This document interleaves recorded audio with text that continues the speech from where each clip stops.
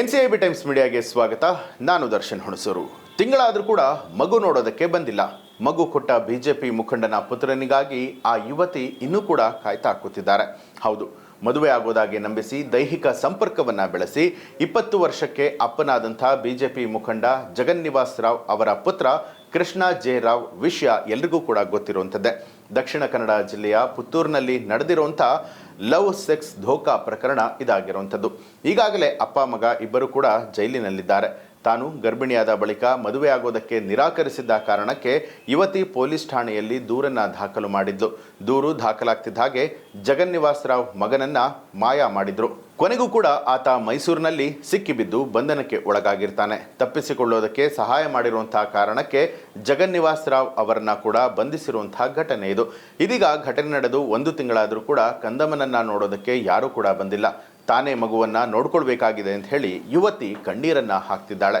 ಇನ್ನು ಖಾಸಗಿ ಮಾಧ್ಯಮಕ್ಕೆ ಈಕೆ ಕೊಟ್ಟಿರುವಂತಹ ಸಂದರ್ಶನವೊಂದರಲ್ಲಿ ಇದೀಗ ಮಗುವಿಗೆ 1 ತಿಂಗಳಾಗಿದೆ, ಆದರೆ ಇನ್ನೂ ಕೂಡ ಯಾರು ಅವರನ್ನ ನೋಡೋದಕ್ಕೆ ಬಂದಿಲ್ಲ.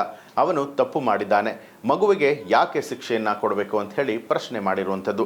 ಅವರ ಮನೆಗೆ ಹೋದಾಗ ಅವರು ರೂಢಾಗಿ ಮಾತನಾಡಿಸಿ ನನ್ನನ್ನು ಕಳಿಸಿದ್ರು. ಮಗು ಅಲ್ಲೇ ಇದ್ರೂ ಕೂಡ ಅದನ್ನ ನೋಡಲಿಲ್ಲ. ನಾನು ಅವರ ಮನೆಗೆ ಹೋಗ್ತಾ ಇರುವಂಥದ್ದು ಗೊತ್ತಾಗ್ತಿದ್ದ ಹಾಗೆ ಹುಡುಗಿಯನ್ನ ಒಳಗೆ ಬರೋದಕ್ಕೆ ಬಿಡಬೇಡಿ ಅಂತ ಹೇಳಿ ತಡಿಸಿದ್ರು. ನನಗೆ ಇದರಿಂದ ಸಾಕಷ್ಟು ಬೇಜಾರಾಗಿತ್ತು ಅಂತಲೂ ಕೂಡ ಹೇಳಿದ್ದಾಳೆ. ಈ ಹಿಂದೆ ಯುವತಿಯ ಅಮ್ಮ ಕೂಡ ನೊಂದು ಮಾತನಾಡಿದ್ರು. ಆತ ಪದೇ ಪದೇ ತಮ್ಮ ಮಗಳನ್ನ ದೈಹಿಕವಾಗಿ ಬಳಸ್ಕೊಳ್ತಾ ಇದ್ದ, ಮದುವೆ ಆಗೋದಾಗಿ ನಂಬಿಸಿದ್ದ ಕೂಡ, ಆದರೆ ಈಗ ಮೋಸ ಮಾಡಿದ್ದಾನೆ ಅಂತ ಹೇಳಿ ತಾಯಿ ಆರೋಪ ಮಾಡಿದ್ರು. ಇನ್ನು ಈ ಪ್ರಕರಣದ ಬಗ್ಗೆ ಹೇಳೋದಾದ್ರೆ, ಇವರದು ಹೈಸ್ಕೂಲ್ನಲ್ಲೇ ಲವ್ ಶುರುವಾಗಿತ್ತು. ಬಳಿಕ ಯುವತಿಯನ್ನ ಲೈಂಗಿಕ ಸಂಪರ್ಕಕ್ಕೆ ಆತ ಬಳಸ್ಕೊಂಡಿದ್ದಾನೆ ಅಂತ ಹೇಳಲಾಗಿತ್ತು. ಮದುವೆ ಆಗ್ತೀನಿ ಅಂತ ಹೇಳಿ ಈ ರೀತಿಯಾಗಿ ಲೈಂಗಿಕ ಕ್ರಿಯೆಯನ್ನ ನಡೆಸಿದ್ದ. ಅದನ್ನ ಯುವತಿ ನಂಬಿದ್ಲು ಅನ್ನುವಂಥ ಆರೋಪ ಕೂಡ ಇದೆ. ಇಂಜಿನಿಯರಿಂಗ್ ಓದ್ತಾ ಇದ್ದಂತಹ ಕೃಷ್ಣ 2024 ಅಕ್ಟೋಬರ್ 11ನೇ ತಾರೀಕು ತನ್ನ ಮನೆಯಲ್ಲಿ ಯಾರೂ ಇಲ್ಲದ ಸಮಯದಲ್ಲಿ ಮದುವೆ ಆಗ್ತೇನೆ ಅಂತ ಹೇಳಿ ನಂಬಿಸಿ ದೈಹಿಕ ಸಂಪರ್ಕವನ್ನ ನಡೆಸಿರೋದಾಗಿ ಆಕೆಯೂ ಕೂಡ ಹೇಳಿಕೆಯನ್ನ ಕೊಟ್ಟಿದ್ಲು. ಮತ್ತೆ 2025 ಜನವರಿಯಲ್ಲಿ ಕೃಷ್ಣನಿಂದ ದೈಹಿಕ ಸಂಪರ್ಕ ನಡೆದಿದೆ. ಆ ಬಳಿಕ ಯುವತಿ ಗರ್ಭಿಣಿ ಕೂಡ ಆಗಿದ್ದಾಳೆ.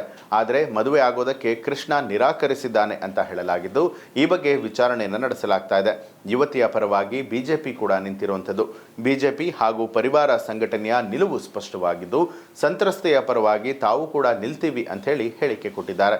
ಈ ಒಂದು ಪ್ರಕರಣಕ್ಕೆ ಸಂಬಂಧಪಟ್ಟ ಹಾಗೆ ನಿಮಗೆ ಏನನ್ಸುತ್ತೆ ಅನ್ನೋದನ್ನ ಕಮೆಂಟ್ ಮಾಡಿ ತಿಳಿಸಿ.